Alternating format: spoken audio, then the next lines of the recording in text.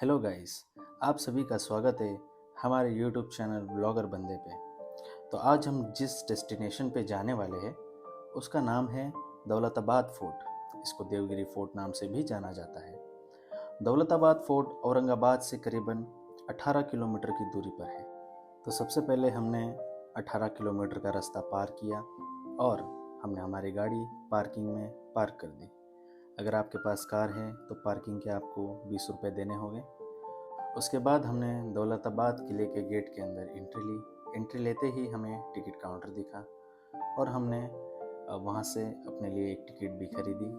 आपको एक पर्सन के 25 रुपये देने होते हैं। अगर आपके पास एक्स्ट्रा कैमरा है तो आपको उसके थोड़े से एक्स्ट्रा चार्ज भी देने होंगे। बट हमारे पास मोबाइल था तो हमें कोई चार्ज देना नहीं पड़ा। हमें खाली 25-25 करके हम दो लोगों के 50 रुपये हमें देने पड़े। उसके बाद हम एक और गेट से अंदर जाते हैं। हमारी थोड़ी सी चेकिंग होती है, हमारे टिकट को देखा जाता है और फिर हम अंदर की तरफ चलने लगते हैं। और हम जैसे ही अंदर जाते हैं वहाँ पे हमें काफ़ी सारे तोपें दिखाई देती हैं। छोटी छोटी तोपें भी होती हैं जिनमें बड़ी बड़ी तोपें भी होती हैं। और वो तोपें देख के काफ़ी ज़्यादा अच्छा लगता है। जो कि हमारे हिस्टोरिक चीज़ें वहाँ पे रखी हुई हैं, वो देख के हमें काफ़ी ज़्यादा सुकून मिलता है।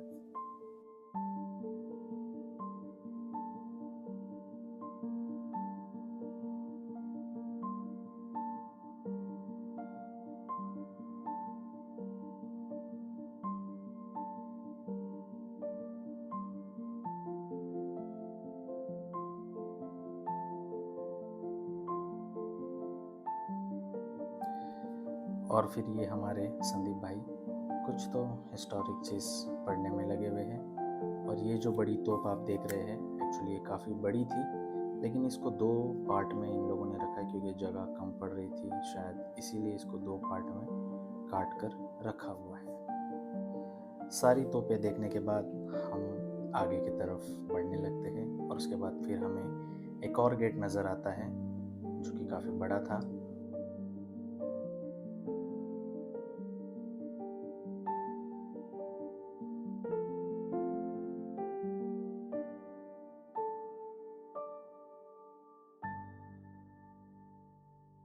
थोड़ा अंदर जाने के बाद हम लेफ़्ट हैंड साइड पे देखते हैं तो काफ़ी सारी मज़ारें हमें दिखती है। हम वहाँ अंदर जाते हैं।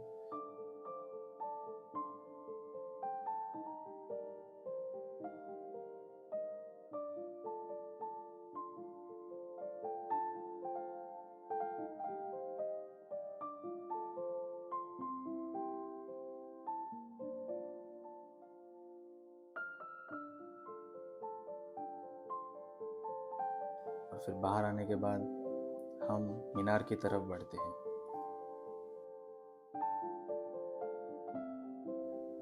और मीनार की तरफ बढ़ते बढ़ते हमें फिर से एक लेफ़्ट हैंड साइड पे बड़ा सा गेट दिखाई देता है जो कि एंट्री था। और जब मैं वहाँ जाता हूँ तो अंदर जाके देखता हूँ तो एक बड़ा सा विशाल मंदिर दिखता है।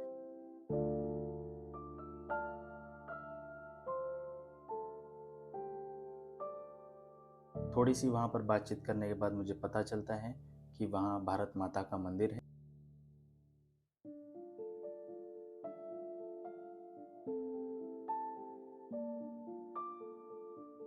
और मेरी मंदिर के अंदर जाने की एक्साइटमेंट और बढ़ जाती है। लेकिन वहाँ कुछ पुलिस वाले अंकल थे जो कि अंदर जाने दे नहीं रहे थे क्योंकि शायद से कोई वीआईपी मूवमेंट वहाँ पर होने वाला था, तो उन्होंने हम सबको बाहर जाने के लिए कह दिया। वहाँ पे मेरे अलावा और भी काफ़ी सारे लोग थे पर हमें बाहर जाने के लिए कहा गया। पता नहीं ऐसा क्यों हुआ, पर खैर कोई नहीं। अब मैं आगे की तरफ बढ़ता हूँ और आगे जाके देखता हूँ तो मुझे चांद मीनार दिखता है। और वो मीनार भी काफ़ी ज़्यादा खूबसूरत दिखती है, लेकिन वो भी टूरिस्ट लोगों के लिए बंद कर दिया गया है। इस मीनार के बारे में बताऊँ तो ये मीनार अलाउद्दीन बहमान शाह ने बनवाया था, जिसे आज हम चांद मीनार के नाम से भी जानते हैं। ये जो चांद मीनार है ये कुतुब मीनार से इंस्पायर होकर बनवाया गया था। इसकी हाइट लगभग 64 मीटर है।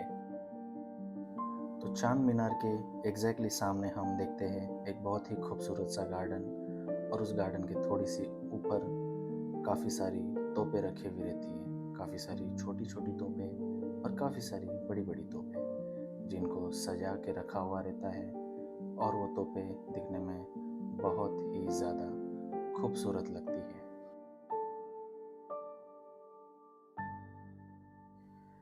तो चांद मीनार के थोड़ा सा आगे चलने पर एक राइट साइड में हमें रास्ता अंदर जाता हुआ दिखता है। तो हम सोचते हैं कि अंदर भी क्यों ना चला जाए, जब इतना ऊपर जा ही रहे तो, और हम अंदर की तरफ चल लेते हैं। और हम अंदर जाकर देखते हैं तो वहाँ पर काफ़ी सारी मूर्तियाँ सजाई हुई रहती है, जैसे कि हमने इलोरा केव्स में देखी हुई थी। काफ़ी सारी मूर्तियाँ रहती है।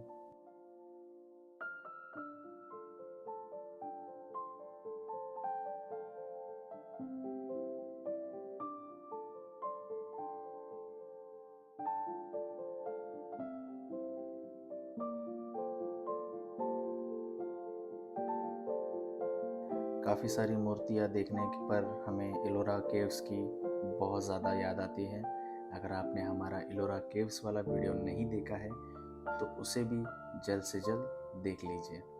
और निकलने के समय अंकल से मैं पूछता हूँ कि यहाँ पर इतनी ज़्यादा सिक्योरिटी क्यों है आज। तो अंकल मुझे बताते हैं कि फ़ॉरेन से कोई राजदूत वीआईपी लोग आ रहे हैं विज़िट करने के लिए, इसलिए आज बहुत ज़्यादा सिक्योरिटी रखी गई है। बस उनकी ये बातें सुन के मुझे काफ़ी बुरा लगने लग जाता है, क्योंकि मैं उन्हीं की वजह से मुझे और आप सभी को मैं भारत माता का मंदिर दिखा नहीं पाया। वो मंदिर अंदर से बहुत ही ज़्यादा खूबसूरत था। मैंने बाकी वीडियोस में देखे थे तो मुझे देखने की काफ़ी चाह थी, पर अफसोस कि हम नहीं देख पाए।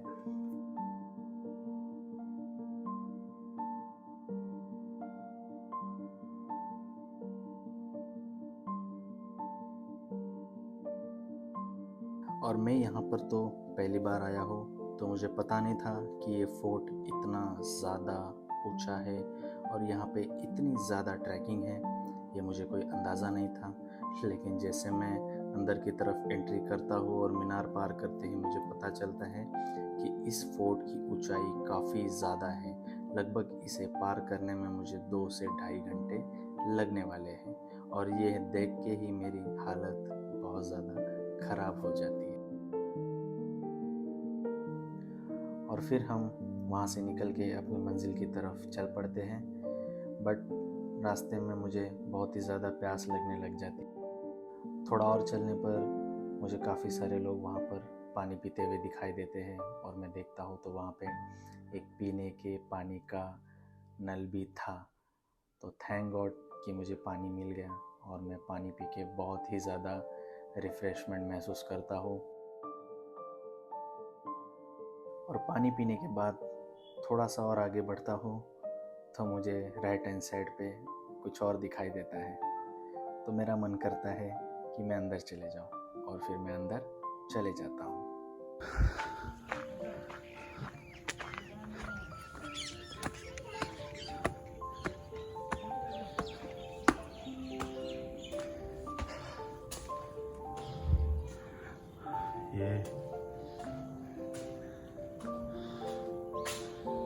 ये भी शायद एक मंदिर जैसा ही है। आई थिंक यहाँ पे कुछ मंदिर जैसा प्लेस होता होगा, कोई मूर्ति होगी देवी की, और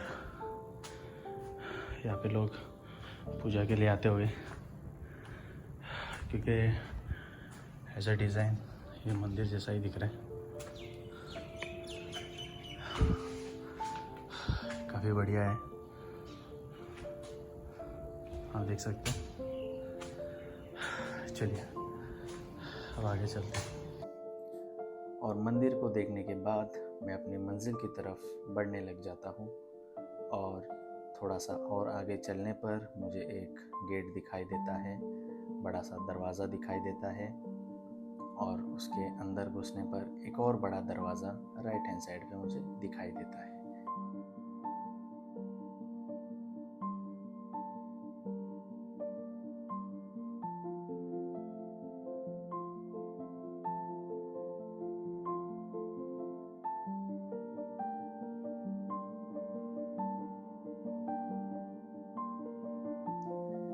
और चल चल कर मेरी सांस फूलने लग जाती है और मैं काफ़ी ज़्यादा थक जाता हूँ। और आगे जाने पर देखता हूँ तो हमारे संदीप भाई रेस्ट कर रहे हैं। ये बंदा बहुत ही ज़्यादा जल्दी जल्दी ऊपर आता है और आके बैठ जाता है और मेरा इंतज़ार करता है।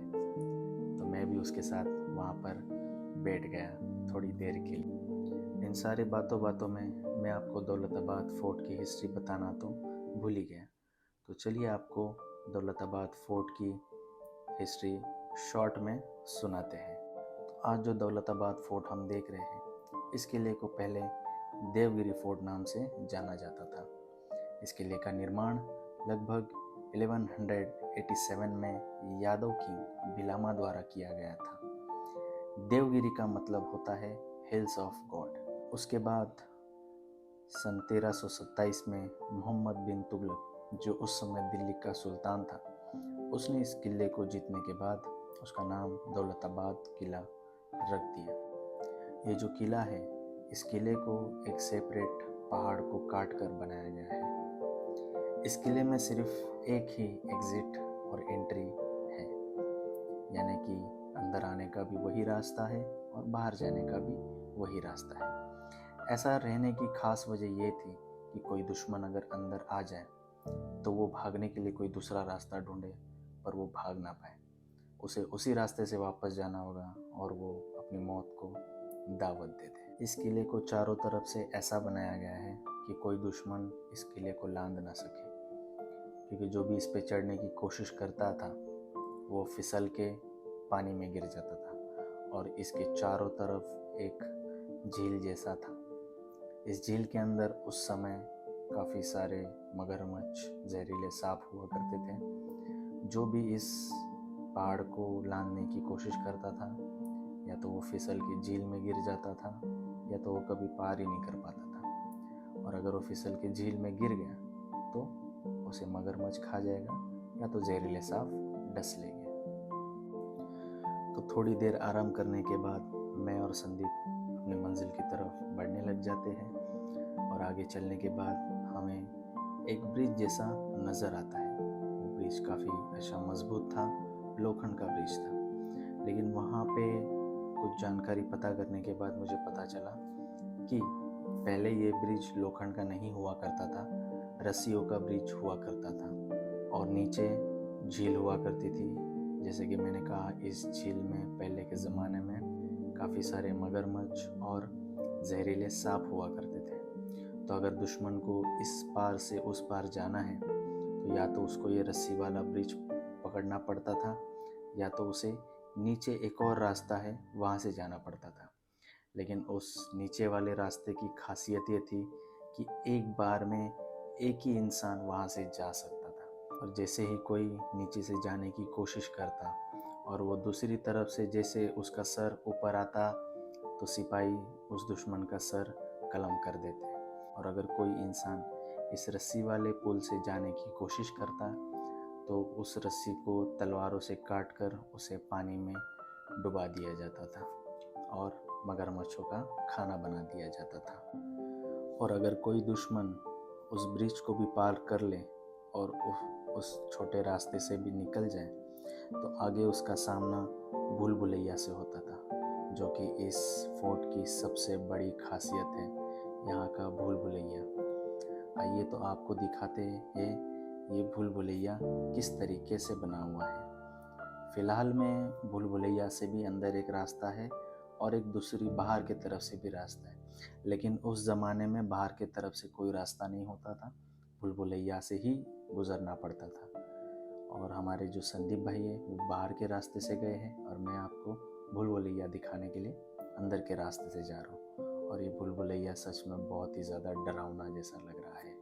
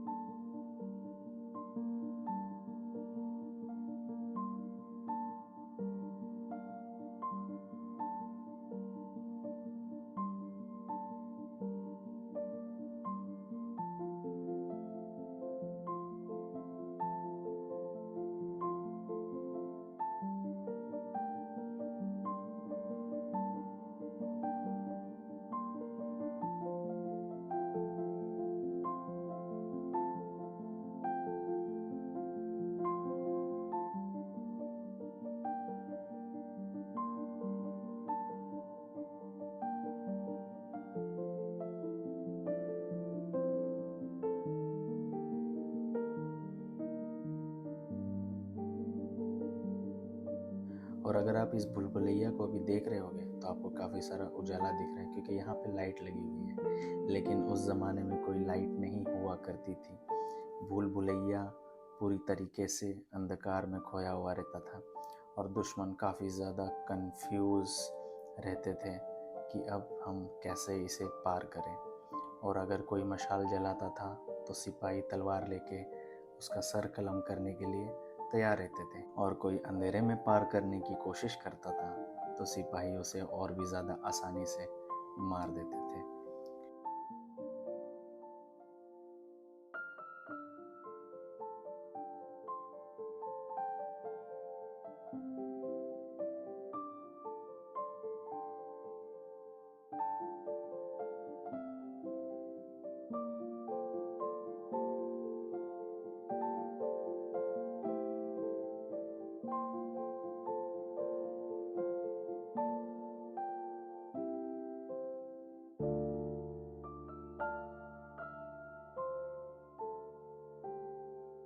और इस भूल भुलैया को पार करते वक्त मैंने छत पर छोटे छोटे होल्स भी देखे जहाँ से उजाला आ सके।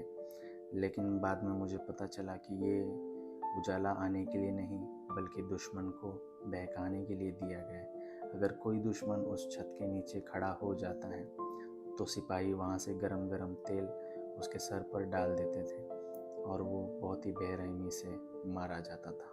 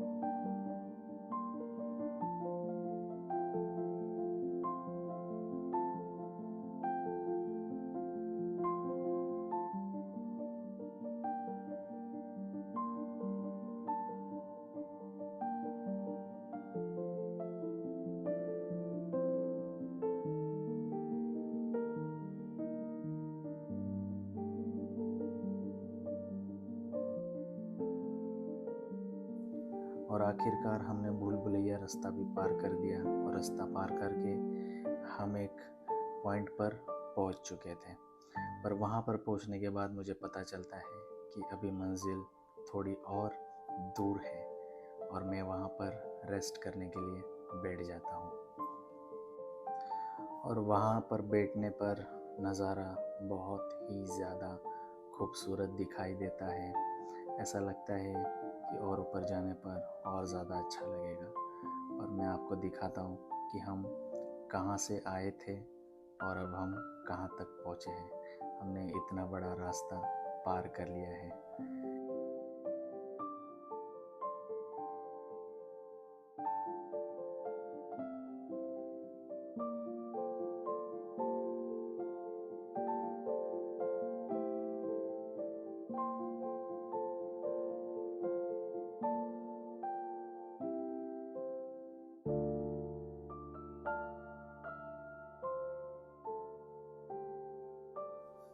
और मेरे साथ काफ़ी सारे लोग वहाँ पर थके हारे रेस्ट कर रहे हैं। लेकिन अब हमें मंजिल की तरफ बढ़ना है, क्योंकि ज़्यादा देर करना अच्छा नहीं होगा।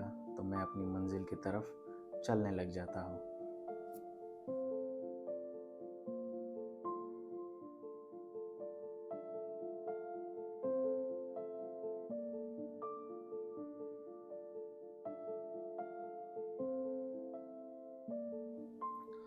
और सीढ़ियाँ चढ़ते चढ़ते मेरी हालत बहुत ही ज़्यादा ख़राब होने लग जाती है, क्योंकि मेरे संदीप भाई सबसे ज़्यादा फास्ट चल चल के ऊपर चले गए हैं और मुझे मोटिवेट करने वाला कोई नहीं है। थोड़ी देर चलने के बाद मैं देखता हूँ तो मेरे जैसे काफ़ी सारे थके हुए लोग वहाँ पर आराम कर रहे होते हैं।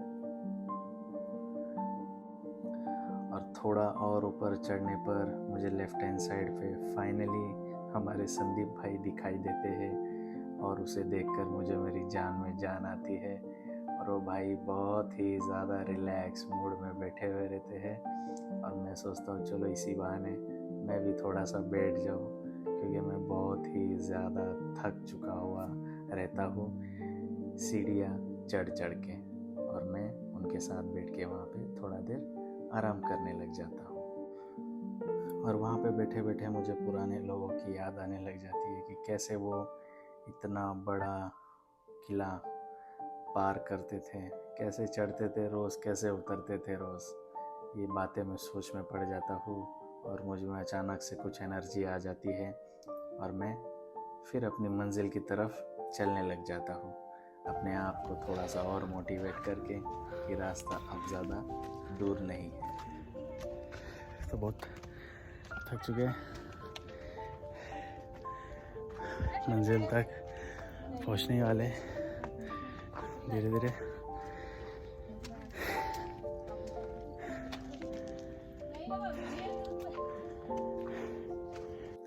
और आखिरकार इतनी सारी मेहनतों के बाद हम हमारी मंजिल पर पहुंच ही जाते हैं और अंदर से आपको सारा नज़ारा दिखाते हैं।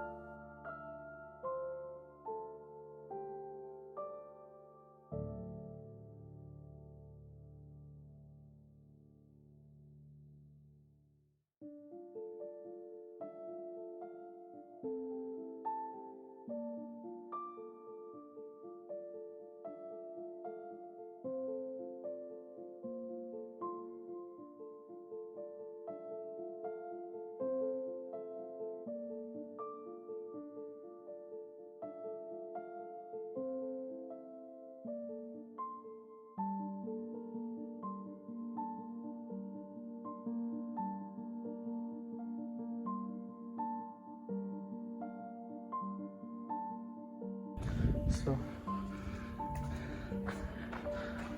this is the place. 2 मिनटात आलो.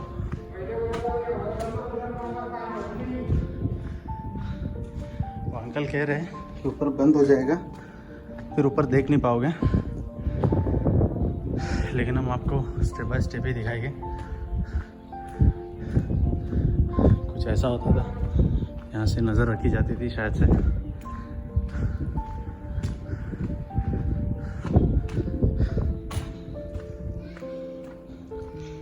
ये ग्रुप में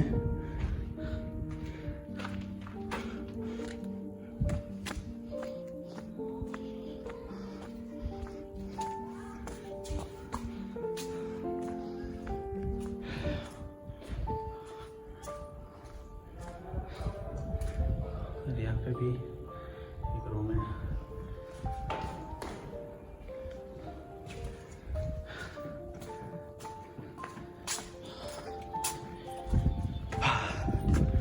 और चढ़ाने और अंदर से सारी चीज़ें दिखाने के बाद हम अब एक आखिरी पॉइंट की तरफ बढ़ते हैं, जहाँ पे एक बहुत ही बड़ी तोप रखी हुई है और वो आखिरी पॉइंट रहता है। तो हम वहाँ पे चलने लग जाते हैं और हमारे जो संदीप भाई है, चढ़ा नहीं जा रहा है बंदे से, और फिर भी कोशिश हमारी जारी है चलने की।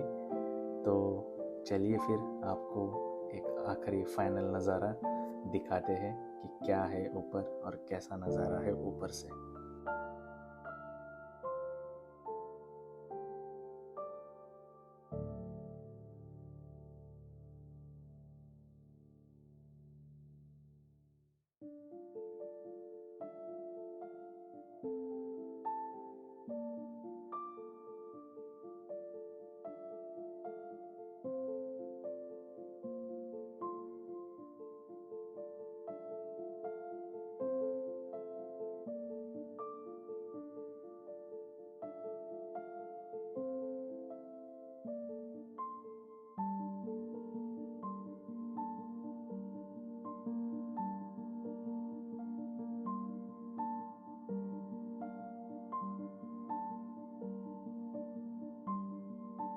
तो फाइनली हम लोग एकदम टॉप पर पहुंच चुके हैं और यहाँ से नज़ारा बहुत ही ज़्यादा खूबसूरत सा है, बहुत ही ज़्यादा अद्भुत है।